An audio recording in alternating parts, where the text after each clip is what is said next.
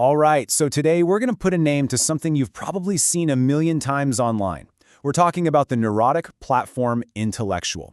Let's break down exactly what that means and how it all works. So, have you ever seen this happen? Some big crisis blows up in the news, and all of a sudden, an expert you follow for, I don't know, one very specific thing, is suddenly an expert on this brand new thing. And they're speaking with total confidence, almost overnight. You gotta wonder, right? How does that even happen? Well, the source material actually lays out a pretty typical timeline for this. A new crisis pops up, and bam, within a week or two, you see these really confident, hot takes flooding your feed.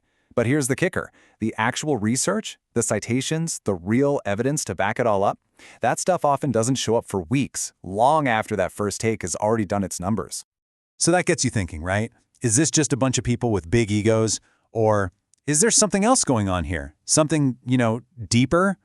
Well, the source material we're looking at makes a really interesting argument. It's not a personal flaw. It's an effect of the system they're in.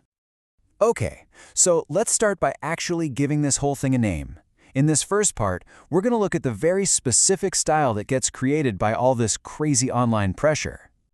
And here's the name the source gives it: the neurotic platform intellectual. Now, I know what you're thinking, but neurotic here isn't an insult or some kind of diagnosis. Not at all. It's really just a technical way of describing a style that's born from a fundamental structural problem. And here's the key thing to get. It is a performance.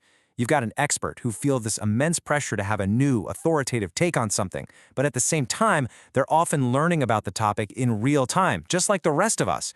It's this impossible situation, right? You have to look like an expert while also being authentic about learning. How do you do both? This quote from the source really just nails it.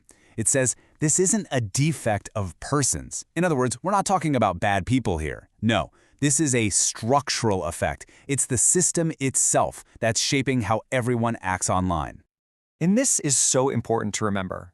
The point of this isn't to blame creators or point fingers. Nope, it's about pulling back the curtain and really understanding the invisible rules of the game. The rules that actually reward this very specific way of talking. Which leads us perfectly into the rules of the platform itself. So let's break down the 3 hidden pressures that create this whole neurotic style. And yeah, these ideas come from some classic, heavy-duty theory, but you're going to see they are shockingly relevant to what's happening on your feed right now. Okay, pressure number 1. It's what the philosopher Foucault called confession, but probably not in the way you're thinking.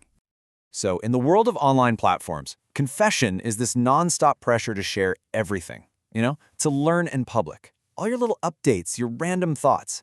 It starts to feel like a moral duty. And if you go quiet for a while to, actually study something deeply, it can feel like you're failing your audience. Your posting frequency, that becomes the signal that you care. All right, the second pressure. This one's a concept from another thinker, Althusser, and it's called interpolation.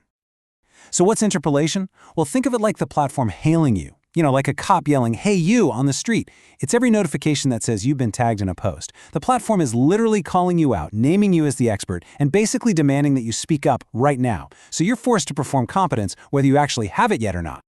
And that brings us to the third and final pressure that ties this all together.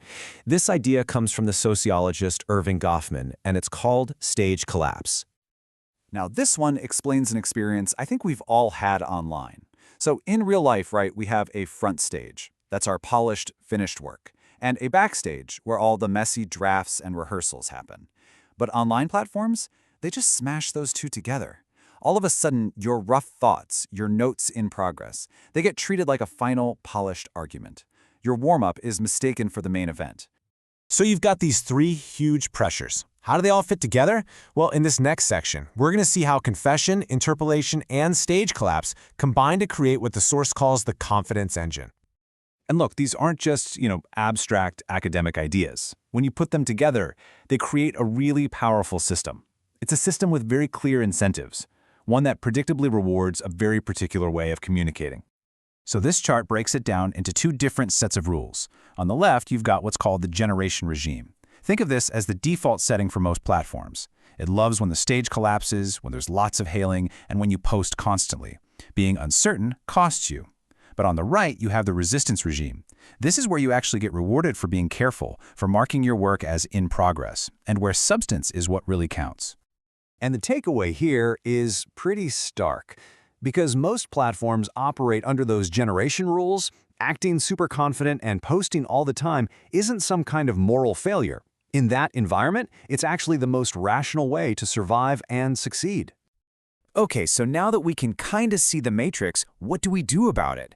In our last section, let's talk about what this all means for us, whether you're someone who makes stuff online or just someone who reads and watches it. For any creators out there who want to push back against this, the source has a really helpful checklist. Simple things, like stating your scope. Just saying, hey, I'm just exploring this idea, or sharing your notes, can make a world of difference. It's all about making a conscious choice to play by those resistance rules instead. And for the rest of us, as readers and viewers, here's a little toolkit to help you navigate all this. Just ask yourself a few questions. Does the super confident tone actually match the evidence they're showing you? Is the proof right here, right now? Or is it just a promise for more to come later? These kinds of questions help you see the system in action. At the end of the day, why does any of this matter? Because just being aware of it is the first huge step. Once you understand the invisible rules of the game, you get to decide how you want to play it, and you get a lot better at understanding why other people are making the moves they do. And that leaves us with one last big question to chew on. You and I, we can change how we act.